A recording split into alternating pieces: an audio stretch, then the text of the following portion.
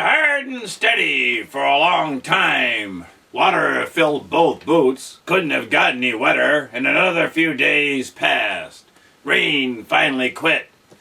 Real lucky you had a poem saved for Dan. Nothing saved. Next stop, gonna be tricky. Old mining town just north of here. You ever been there, Raven? Actually, I was flying north from where I nest when I met you. This is all new ground for me. How about I fly up? Probably not. People see a new bird, they may shoot you. They got guns, all of them. Not like the rays of the Hoovers. They got the old guns, the ones that spit out little pieces of metal. I don't know what you're talking about. Wing demonstrated with a stone he took from his pocket, pointing to a dead branch some 100 feet off to their side. They look like a stick. You put it to your shoulder, aim it, pull a trigger to fire it. Every detail was pantomimed. Big crack of a noise as it goes off. It kicks back, smoke, smell of gunpowder. The branch snapped and fell to the ground just after the throw was made. So there would be something left to look at after they kill you? Was Raven's troubled thought. Yeah, most times, yeah. That's pretty untidy. Must make a mess.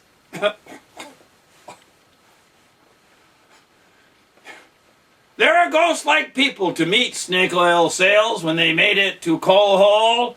Everyone bony, skinny. It was hard not to stare at their eyes, large and round, odd, set in such thin faces and all, but as if they were heavy, they had settled further down into their cheeks. This left the top third of a teardrop-shaped hole empty. You could tell whether they were feeling well or not by checking to see if the mucus lining was glistening, but it was just empty spaces in their faces. The skin under the eyes had gone palsy and drooped in a series of ripples.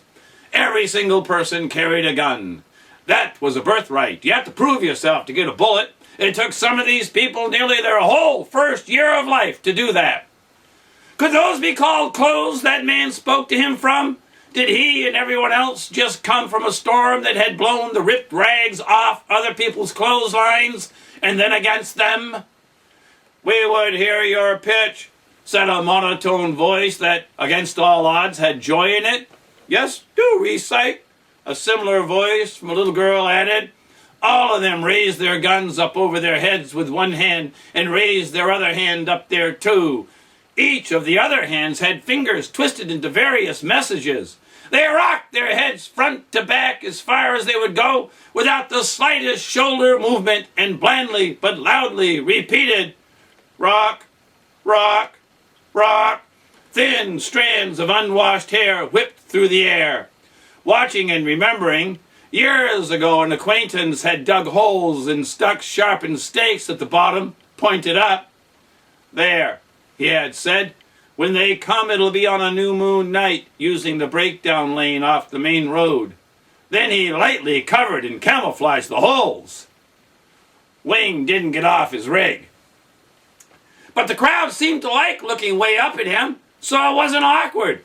From this peak, it was easy to see that nearly all of them were missing a finger, or a part of a finger, or a hand.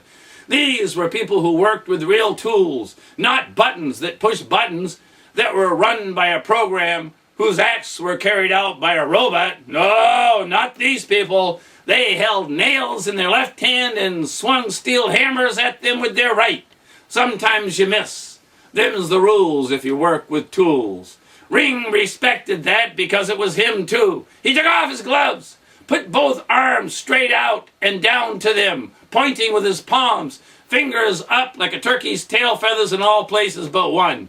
Everyone noticed his scars, missing finger bits, stitches, blemishes, and they pointed, looked at each other excitedly. Whole people were cowards as far as they were concerned. This was a man after their own hearts. The damage sealed a bond between them that their other differences didn't care about. Wing rotated both hands outward, ending the rotation with his thumbs pointed up. Rolling his head back, slowly, deliberately, dramatically, a ploy whose purpose was to gain time. It was working.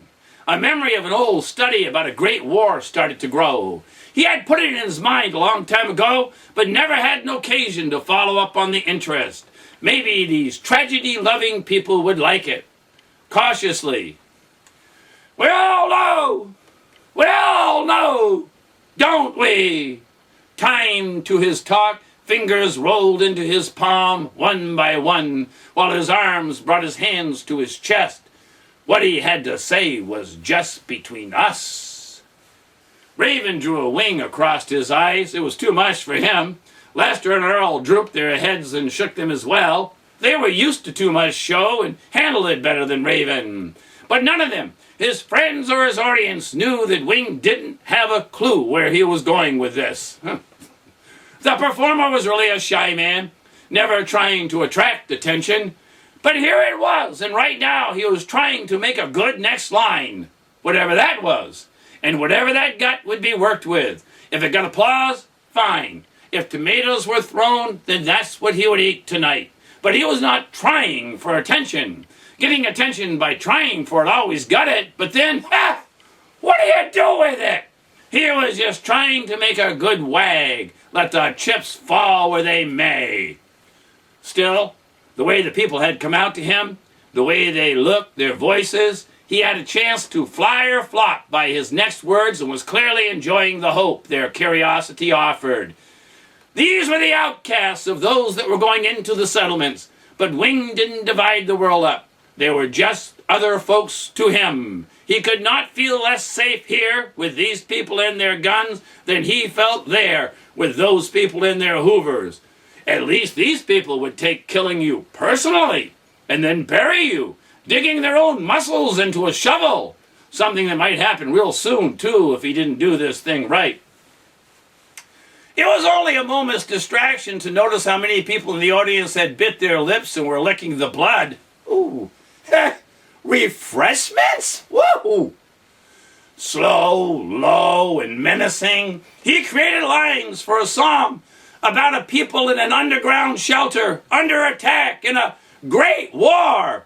These people lived in tunnel towns too. The little shacks off to the side of the street were not their homes. In a way, they were like the settlements. They also thought the outside dangerous, too hot, filled with too much strangeness, and they just went under instead of inside. Where the people of the settlements were taking technology inside with them, these people took the word of God. We all know cards are evil. But once in the hell of a great war, an older man tried to use a game of cards to help young people live through the shelling and warfare going on all around their bunker. Yes. People weren't sure where this was going, but they sure loved the word bunker. Yes, they lived underground most of the time. Well, cause there was a war going on all around them. That's right. And like any community under duress, they had older people who lived it for longer and tried to help the younger to cope. The crowd pressed closer.